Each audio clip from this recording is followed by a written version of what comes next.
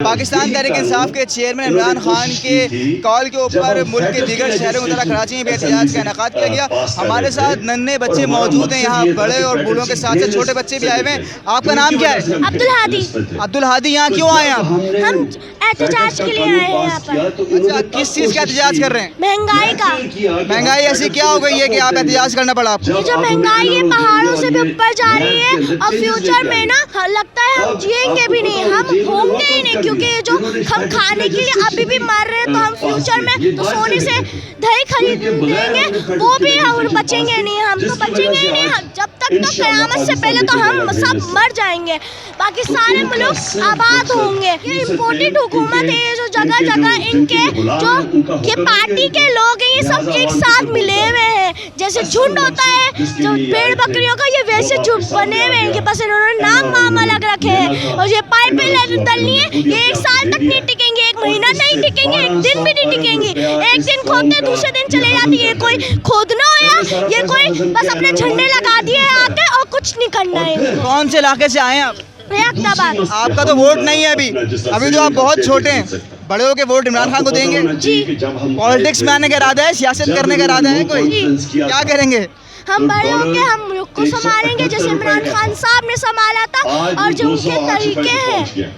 इमरान खान साहब की कौन सी ऐसी बात है जो आपको बहुत अच्छी लगती है? हर बात अच्छी है, वो हर सही बोलते हैं, वो पाकिस्तान के लिए बोलते हैं, वो इन जाहिलों के लिए लड़ते हैं। आप मुझे बताएं, आप तो स्कूल जाते हैं, जाहिर से वैन पे जाते होंगे या पप्पा छोड़ने जाते होंगे। पेट्रोल के प्राइसेस महंगे हो गए। पहले पेट्रोल जो है वो इमरान खान गवर्नमेंट में 137 150 के पास था, अब जो है वो 234 पे पहुँच गया है। क्या कहते हैं?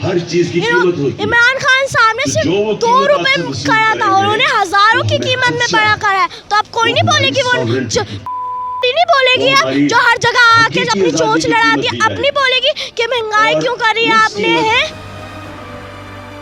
पाकिस्तान तहरीक इंसाफ के एहतजाज के अंदर आने वालों के ऊपर मुबैना तौर पे जो है लाठी चार्ज हुआ है, उनके साथ जो है वो शेलिंग का सामना करना पड़ा। एक भाई साथ मौजूद हैं, उस रैली में साथ आ रहे थे। आप बताएं क्या वाक़या पेश आया? वाकई ये पेश आया है कि हम अपने UC 7 के साथ निकले हैं, ठीक है, और हमारे UC के साथ जो है हमें पुलिस वाले ने बहुत बुरी तरीके से लाठी चार्ज किया। अच्छा, लाठी चार्ज हम पे एक जगह पे नहीं हुआ है, लाठी चार्ज पहले एयरपोर्ट के साइड पे हमें पुलिस वालों ने रोकने की कोशिश की है, हालांकि वहाँ पे कोई रश नहीं था, किसी किस्म का कोई पैनिक नहीं था।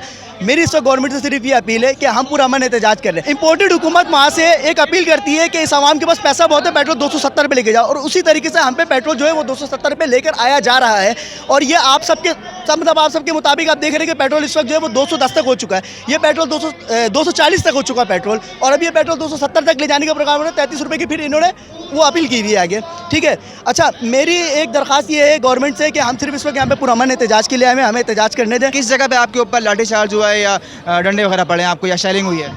हमारे साथ ये जो शारा फैसल पे जो अभी जो ब्रिज इन्होंने मोबाइल लगा के बंद किया, हमारे पर इस जगह पे लाठी चार्ज किया। क्यों आप लोग कोशिश कर रहे हो क्या मोबाइल को साइड में करके दाखिल होने की कोशिश कर रहे हो? किसी पे कुछ भी कोशिश नहीं की, हमने सिर्फ एक रिक्वेस्ट की, अपनी दरख्वास्त की कि हमें जाने दें, हम यहाँ पे अपने हक के लिए आए हैं। मैं एक आम इंसान होने के नाते, मतलब एक आम शहरी होने के नाते मैं पेट्रोल नहीं डलवा सकता, मैं 233 240 में नहीं डलवा सकता। कल को मतलब ये है कि भूख के यहाँ पे किल्लत साजी हो जाए, उससे पहले ये कि हमें खुद को आवाज़ उठाना पड़ेगा।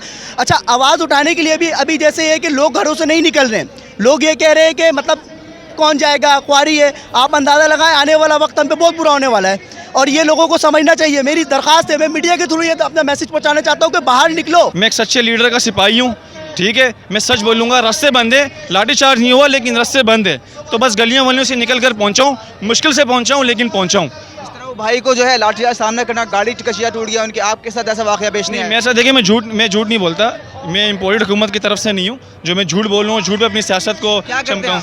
मैं जॉब करता हूँ सर, मैं प्राइवेट जॉब करता हूँ, ठीक है, और मैं आज आपकी सैलरी का इजाफा हुआ या? मैं आपको बताता हूँ सर, सैलरी जितने यहाँ लोग खड़े हैं सब इससे मतलब मेरी बात से एग्री करेंगे कि सैलरी हमारी कितनी बढ़ती है। प्राइवेट कंपनी में जॉब करते हैं, उनकी कितनी सैलरी बढ़ती है? मैक्सिमम 10%, 15%, 20%।